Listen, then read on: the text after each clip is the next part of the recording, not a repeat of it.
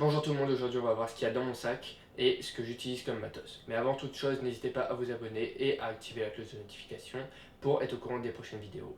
Allez, c'est parti. Dans mon matos photo, il y a plusieurs aspects. Il y a l'aspect vidéo qui fait partie maintenant intégrante de ma vie et il y a l'aspect photo qui est plus centré sur ma passion. On va commencer par le matos photo car c'est ce qui prendra le moins de temps. Tout mon matériel, aussi bien photo et vidéo, tient dans ce sac que j'avais préparé à l'occasion. C'est un sac KNF Concept de 15 litres, je vous mets la référence. Personnellement, je trouve que c'est un très bon sac, relativement correct pour son prix. Je l'ai acheté 80 € il y a environ un an, par là, et il fait carrément le taf, même s'il a pris, je sais pas si on va le voir, même s'il a pris quelques chocs et surtout la poussière, parce que en soi, il est un petit peu fait pour ça. 15 litres, je trouve que c'est un peu par rapport à ce qui est mon matos, tout mon matos qu'il y a dedans. En plus de ça, j'ai envie d'acheter quelques autres choses que je parlerai probablement en fin de vidéo. Passons désormais à mon matériel photo. C'est parti. Passons tout de suite à mon matériel, mais avant toute chose, il faut que je vous dise un truc. Si vous voulez savoir c'est quoi mon boîtier et mes objectifs, il faut rester jusqu'à la fin de la vidéo. Oui, c'est un petit peu une phrase de rat, mais c'est pour le website. Pour commencer, on a le flash qui tient dans une petite pochette, plutôt transportable, et qui fait cette taille là. Voilà. C'est un flash de chez Gotox, le V860 pour ceux qui connaissent, je vous mets la référence. Pour être honnête, je l'ai acheté 180 € à Tom Picture 60. Je vous mets le lien de son Instagram dans la description. Il m'a passé ce flash car j'en voulais un. Je ne sais pas trop pourquoi. Je pensais en avoir l'utilité, mais finalement, je n'en ai pas eu beaucoup l'utilité, sauf pour une certaine prestation que je vais vous mettre un extrait maintenant.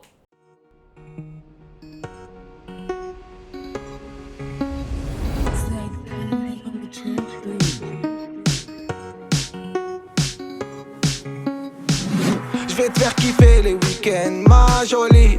Elle me parle plus du quartier, du shit, de la police. Toute la semaine comme le J en folie.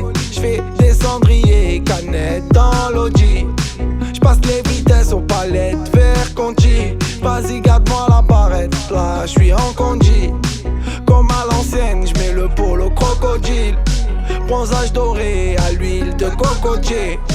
Voyager jusqu'au Nirvana. Hôtel 5 étoiles, prendre le petit déj en pyjama. Faire un petit pétou sur le mont Fujiyama. Voilà, dans cette circonstance, il m'a servi surtout par une lumière d'appoint, car il peut éventuellement éclairer, comme ça.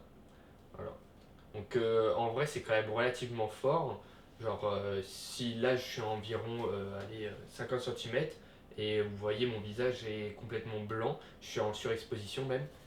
Donc en soi, je trouve que ça fait relativement le taf, mais en fait finalement, je pense en avoir l'utilité, mais c'est pas trop le cas quoi.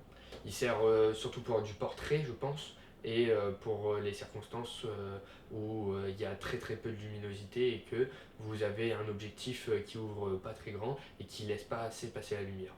D'ailleurs, restez bien jusqu'à la fin parce que on va y remédier. Ensuite, il y a les batteries. J'en ai plusieurs. J'en ai 5 au total. Pour l'instant, là, du coup, j'en ai 4 puisque j'en ai une qui me sert à filmer. J'ai acheté un pack de 3 batteries. Je ne mettrai pas le lien en description. Juste vous marquez lot de 3 batteries NPZ 50 de chez Sony. Puis je l'ai acheté, il me semble, 40 € avec le slot batterie x3. Puis j'avais une batterie qui était directement venue avec le boîtier, plus une autre qui m'a été offerte. Du coup, c'est plutôt sympa. C'est largement suffisant, je m'en suis jamais servi même de 4, c'est pour vous dire. Ça peut, je pense, durer bien 2 jours. Ça dépend si on filme en 1080p, en 4K ou si juste on fait essentiellement de la photo. Ça, c'est à vous de voir. Ensuite, les trépieds, j'en ai 2. J'en ai un qui est actuellement en train de filmer. D'ailleurs, je vais vous prendre en vidéo. Vous êtes actuellement ici.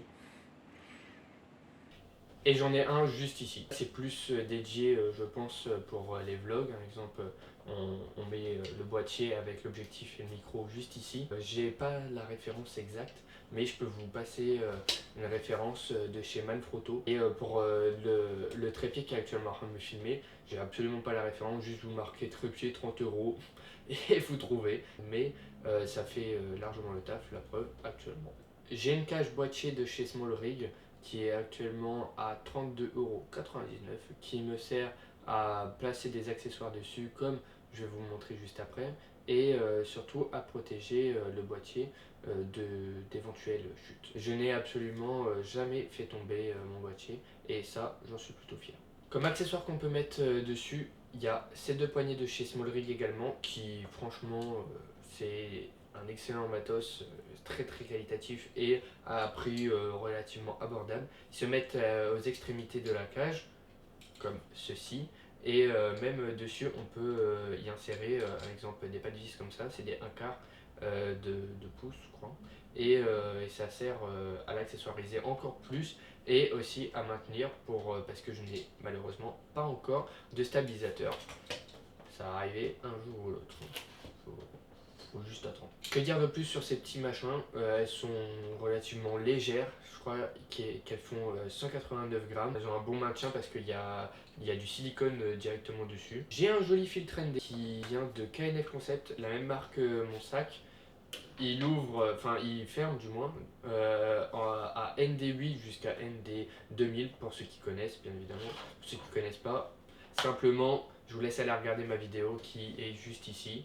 Et au moins vous en saurez un petit peu plus. Malheureusement pour moi, je me suis un peu précipité comme beaucoup de mes achats d'ailleurs. J'ai acheté quelque chose qui me sert pas forcément parce que finalement en fait il est tout petit et il sert qu'à mon premier objectif que j'ai et que vous allez bientôt savoir c'est lequel.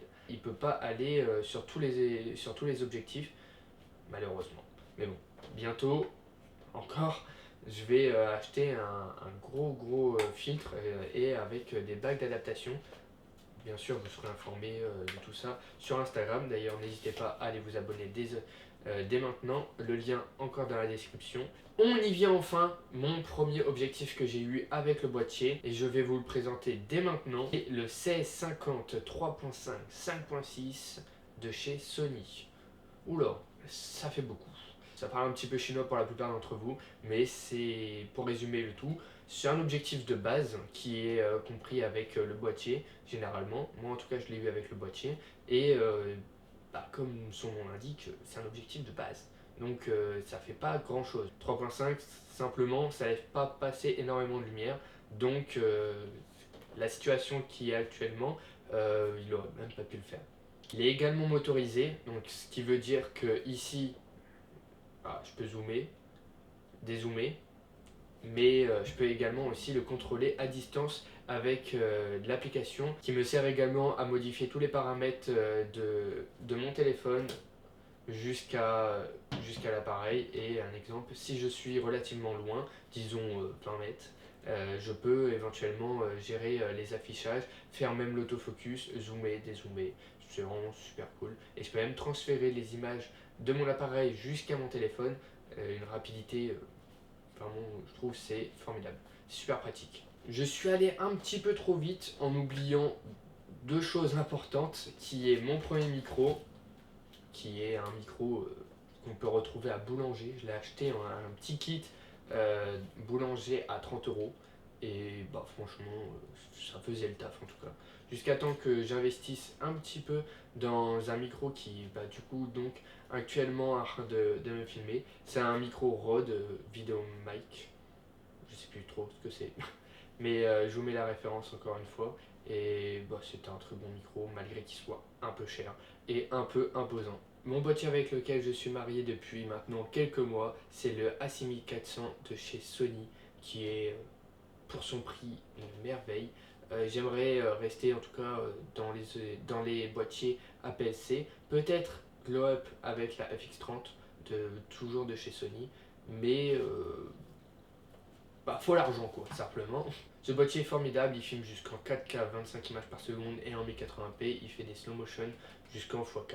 ça peut servir. En photo, en tout cas, il est très très bon. Un autofocus en 0,02 secondes.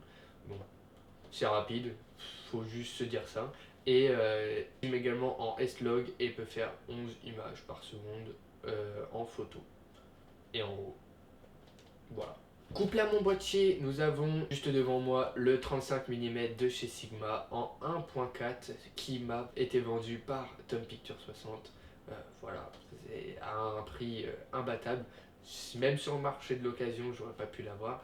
Il est comme neuf et c'est littéralement un joujou. Je vous en parlerai éventuellement dans une prochaine vidéo.